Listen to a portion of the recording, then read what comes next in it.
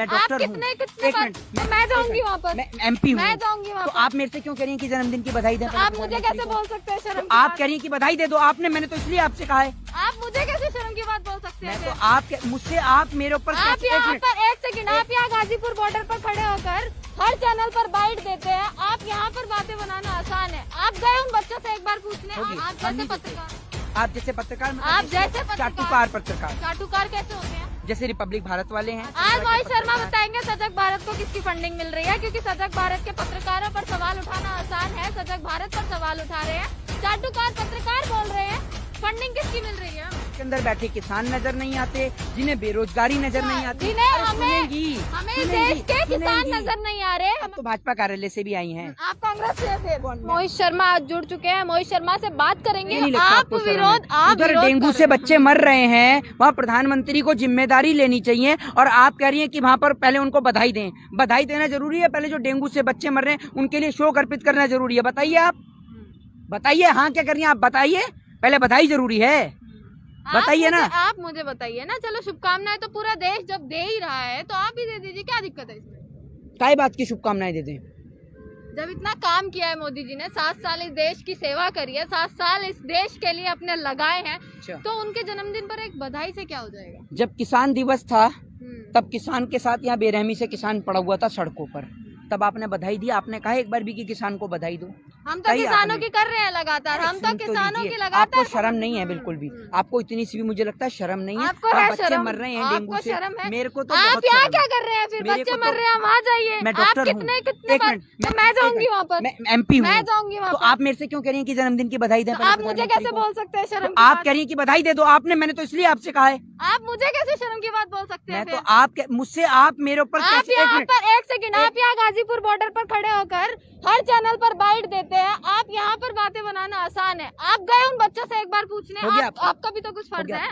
हो गया आपका? मेरी हाँ, बात बिल्कुल सुनेंगे हो आप? गया। बोलिए। आपने मेरे से कैसे मेरे को प्रेशराइज किया कि मैं मोदी जी को जन्मदिन की बधाई दूं? आपसे पूछ के मैं उनको देश बधाई के दूंगा। प्रधानमंत्री हैं, मैं नहीं देना देता। ना देना आपके ऊपर मैं है। नहीं मेरा जो सवाल था, देंगे या नहीं? मैं नहीं देता। तो बस वही मेरा सवाल बस था। हमारे देश के अंदर देश के युवा सड़क पे बैठे हुए, किसान सड़क पे बैठे हुए, और आप कहते हैं प्रधानमंत्री को जन्मदिन की बधाई दें। हैं? आप दीजिए ना, आपको मना करा है किसी ने? आप जैसे कई पत्रकार दे रहे हैं हाँ बधाई, तो आपको शौक है तो आप दीजिए। आप हम जैसे नहीं देते। पत्रकार, आप जैसे पत्रकार मतलब आप देश के जैसे पत्रकार- चाटुकार पत्रकार चाटुकार कैसे होते हैं? जैसे रिपब्लिक भारत वाले हैं। अच्छा। और वो पत्रकार जो अंबानी का प्रोपोगंडा मीडिया चला रहे हैं, भारतीय जनता पार्टी के राज्यसभा सांसद अच्छा, सुभाष आज चंद्रा मोहित के शर्मा पत्रकार- बताएंगे सजग भारत को किसकी फंडिंग मिल रही है, क्योंकि सजग भारत के पत्रकारों पर सवाल उठाना आसान है। सजग भारत पर सवाल उठा रहे हैं, चाटुकार पत्रकार बोल रहे हैं फंडिंग किसकी मिल रही है हमें।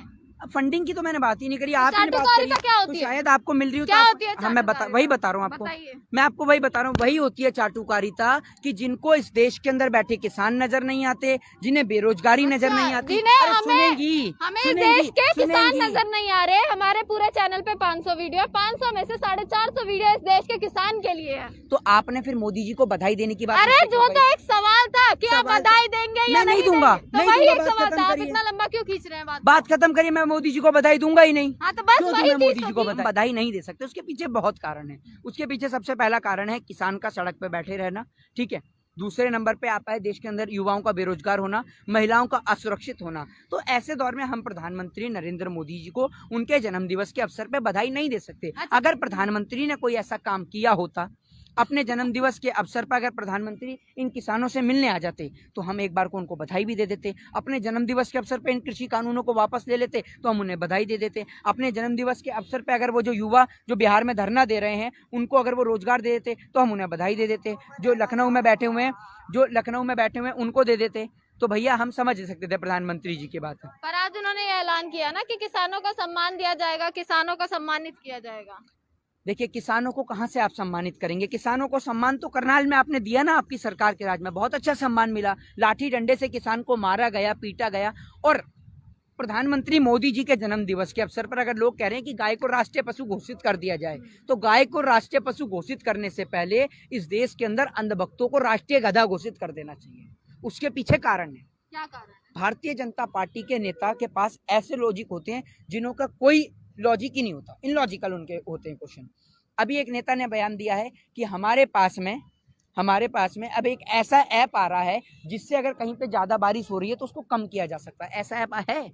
आप बताइए, आप खुद ही हंस रही हैं, क्योंकि ये हंसने वाली बात ही है। भारतीय जनता पार्टी की पूरी मदारियों की टोली में एक से बढ़कर एक खिलाड़ी हैं। अभी भारतीय जनता पार्टी के एक नेता हैं बचौल, बकलौल, जो भी हैं, बकलौल तो सारे ही हैं, खैर उनका नाम है बचौल। उन्होंने, भारतीय जनता पार्टी के नेता ने, बिहार से विधायक हैं, उन्होंने क्या काम करा, मोदी जी के जन्म दिवस पर भगवान विश्वकर्मा की मूर्ति को मोदी जी की मूर्ति से कंपेयर कर दिया, उनकी फोटो लगा दी वहां पर।